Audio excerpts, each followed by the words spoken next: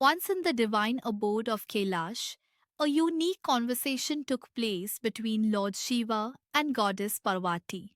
Shiva, known for his detachment and yogic wisdom, told Parvati that the material world, including food, is just an illusion, Maya.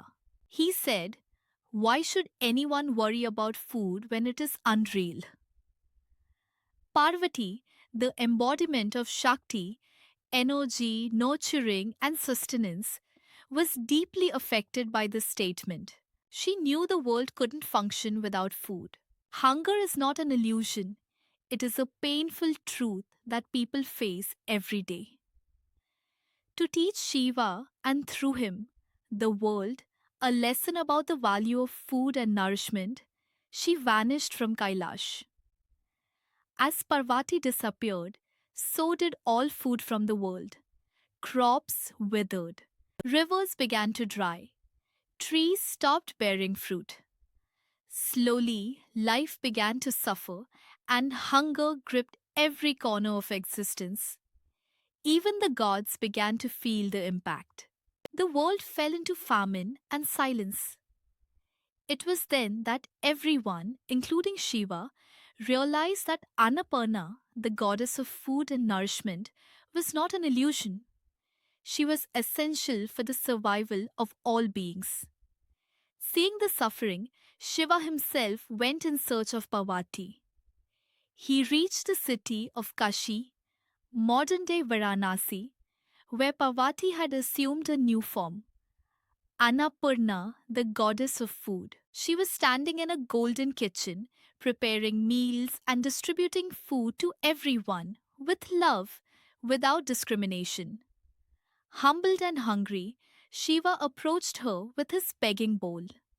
Smiling, Annapurna Mata filled his bowl with food, not just to feed his body, but to awaken his understanding that spiritual knowledge is incomplete without respecting the physical needs of the body. Annapurna is not just the goddess of rice and grain.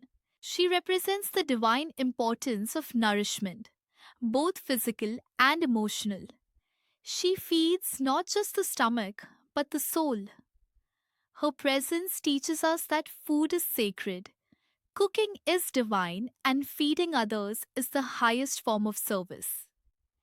In today's world, where millions still sleep hungry, where food is wasted more than valued, Annapurna Mata's message is more relevant than ever.